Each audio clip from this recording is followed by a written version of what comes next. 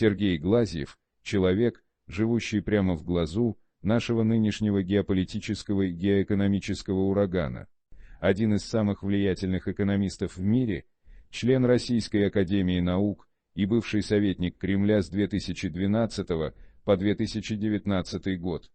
Последние 3 года он возглавлял сверхстратегический портфель Москвы в качестве министра по интеграции и макроэкономике Евразийского экономического союза ЕАЭС. Недавняя интеллектуальная продукция Глазьева была ничем иным, как трансформационной, о чем свидетельствует его эссе «Санкции и суверенитет» и обширное обсуждение новой, зарождающейся геоэкономической парадигмы в интервью российскому деловому журналу. В другом из своих недавних эссе Глазьев комментирует, что я вырос в Запорожье, возле которого сейчас идут тяжелые бои по уничтожению которых никогда не было на моей малой родине. Я учился в школе и хорошо знаю литературу и язык, который с научной точки зрения является диалектом русского. Ничего такого, что занижало бы русских в этой культуре, я не заметил. Глазьев любезно выделил немного времени из своего плотного рабочего графика, чтобы дать подробные ответы на первую серию вопросов в том, что, как мы ожидаем, станет постоянной беседой, особенно сфокусированной на глобальном юге. Это его первое интервью иностранному изданию с момента начала операции в стране с желтым флагом. Большое спасибо Алексею Субботину за русско-английский перевод. The Cradle. Вы находитесь на переднем крае геоэкономического развития. Разработка новой валютно-финансовой системы на основе объединения ЕАЭС, Евразийский экономический союз и Китая в обход доллара США, проект, который скоро будет завершен. Не могли бы вы рассказать о некоторых особенностях этой системы, которая, конечно, не является Бреттон-Вудсом-3, но представляется явной альтернативой Вашингтонскому консенсусу и очень близка к потребностям глобального юга? Глазьев. В приступе русофобской истерии правящая элита США разыграла свой последний козырной туз в гибридной войне против России. Заморозив российские валютные резервы на депозитных счетах западных центральных банков, финансовые регуляторы США, ЕС и Великобритании подорвали статус доллара, евро и фунта стерлингов как мировых резервных валют. Этот шаг резко ускорил продолжающийся демонтаж основанного на долларе экономического миропорядка. Более 10 лет назад я и мои коллеги по Астанинскому экономическому форуму предложили перейти к новой глобальной экономической системе, основанной на новой синтетической торговой валюте, основанной на индексе валют стран-участниц. Позже мы предложили расширить базовую валютную корзину, добавив в нее около 20 биржевых товаров. Денежная единица, основанная на такой расширенной корзине, была математически смоделирована и продемонстрировала высокую степень устойчивости и стабильности. Примерно в то же время мы предложили создать широкую международную коалицию сопротивления гибридной войне за глобальное господство, которую финансовая и властная элита США развязала против стран, оставшихся вне ее контроля. Моя книга «Последняя мировая война. США наступают и проигрывают», опубликованная в 2016 году, научно объясняет природу этой грядущей войны и доказывает ее неизбежность, вывод, основанный на объективных законах долгосрочного экономического развития. На основе тех же объективных законов в книге утверждалась неизбежность поражения старой доминирующей державы. В настоящее время США борются за сохранение своего господства, но также, как ранее Великобритания, которая спровоцировала 2 мировые войны, но не смогла сохранить свою империю и центральное положение в мире из-за устаревания своей колониальной экономической системы, она обречена на поражение. Британская колониальная экономическая система, основанная на рабском труде, была побеждена структурно, более эффективными экономическими системами США и СССР.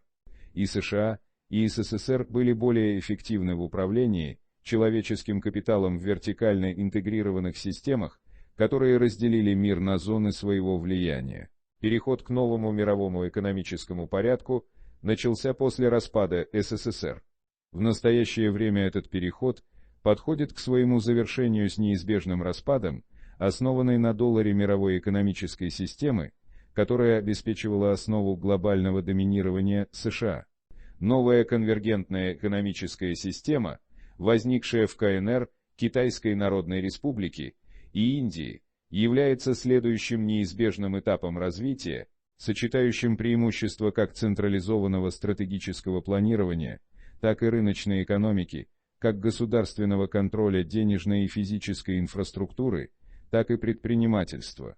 Новая экономическая система объединила различные слои их обществ вокруг цели повышения общего благосостояния, таким образом, который значительно сильнее англосаксонских и европейских альтернатив. Это главная причина, по которой Вашингтон не сможет выиграть начатую им глобальную гибридную войну. Это также главная причина, по которой нынешняя доллароцентричная мировая финансовая система будет вытеснена новой, основанной на консенсусе стран, которые присоединятся к новому мировому экономическому порядку. На первом этапе перехода эти страны вернутся к использованию своих национальных валют и клиринговых механизмов, подкрепленных двусторонними валютными свопами. На этом этапе ценообразование по-прежнему в основном определяется ценами на различных биржах, номинированными в долларах. Эта фаза практически завершена после того, как российские резервы в долларах, евро, фунтах и иенах были заморожены.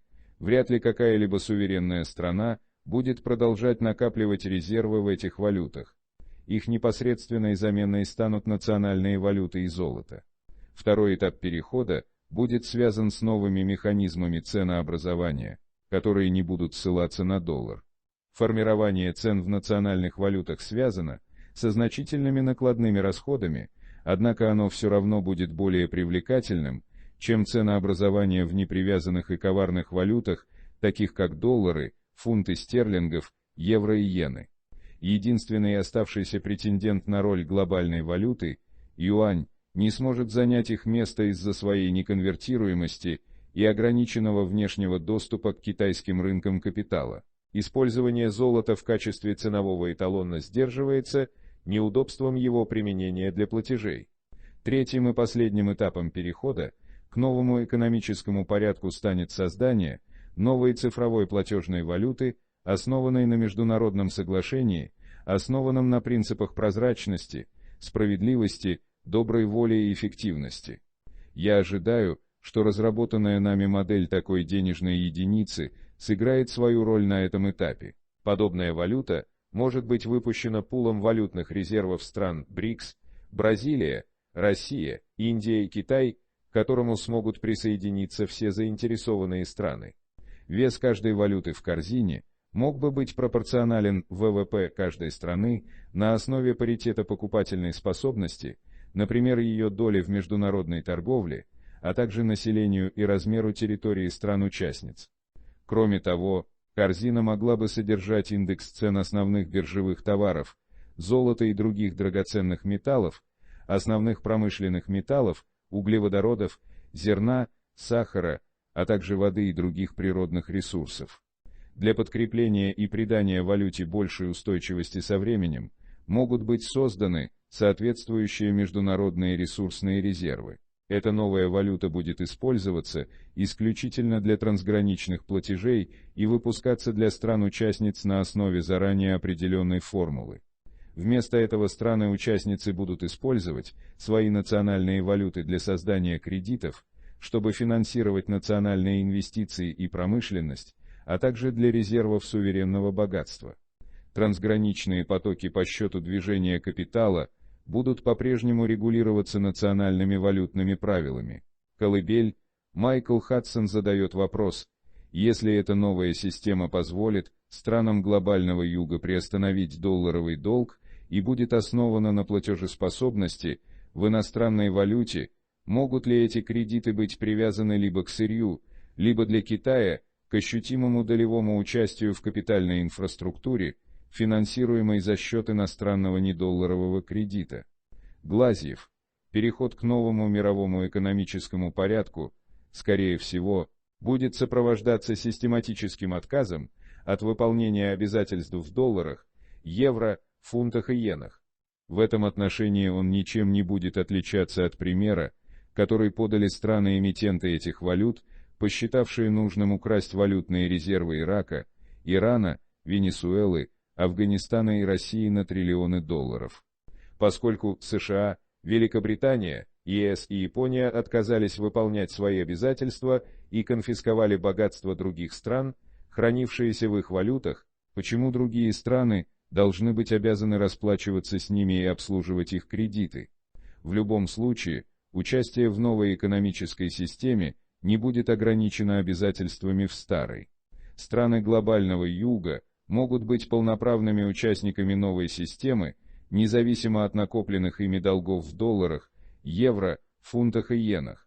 Даже если они объявят дефолт по своим обязательствам в этих валютах, это никак не повлияет на их кредитный рейтинг в новой финансовой системе.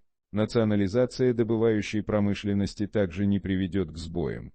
Кроме того, если эти страны зарезервируют часть своих природных ресурсов для поддержки новой экономической системы, их соответствующий вес в валютной корзине, новые денежные единицы соответственно увеличится, что обеспечит этим странам более крупные валютные резервы и кредитные возможности. Кроме того, двусторонние своп-линии со странами, торговыми партнерами, обеспечит их адекватным финансированием для совместных инвестиций и финансирования торговли The Cradle. В одном из своих последних эссе «Экономика русской победы» вы призываете к ускоренному формированию новой технологической парадигмы и формированию институтов нового мирового экономического порядка. Среди рекомендаций вы в частности предлагаете создать систему платежей и расчетов в национальных валютах стран-членов ЕАЭС, а также разработать и внедрить независимую систему международных расчетов в ЕАЭС, ШОС, Шанхайская организация сотрудничества и БРИКС, которая могла бы устранить критическую зависимость от контролируемой США системы SWIFT. Можно ли предвидеть согласованное совместное стремление ЕАЭС и Китая продать новую систему членам ШОС, другим членам БРИКС, членам АСЕАН и странам Западной Азии, Африки и Латинской Америки? И приведет ли это к биполярной геоэкономике, Запад против остального? Глазьев. Действительно, мы движемся именно в этом направлении. К сожалению, монетарные власти России по-прежнему являются частью вашингтонской парадигмы и играют по правилам долларовой системы, даже после того, как российские валютные резервы были захвачены Западом. С другой стороны, недавние санкции заставили задуматься остальные страны, не входящие в долларовый блок. Западные агенты влияния по-прежнему контролируют центральные банки большинства стран, заставляя их применять самоубийственную политику, предписанную МВФ. Однако такая политика на данный момент настолько явно противоречит национальным интересам этих незападных стран, что их власти начинают испытывать обоснованное беспокойство по поводу финансовой безопасности. Вы правильно подчеркиваете потенциально центральную роль Китая и России в генезисе нового мирового экономического порядка. К сожалению, нынешнее руководство ЦБ РФ остается в интеллектуальном тупике вашингтонской парадигмы и не способно стать партнером-основателем в создании новой глобальной экономической и финансовой структуры.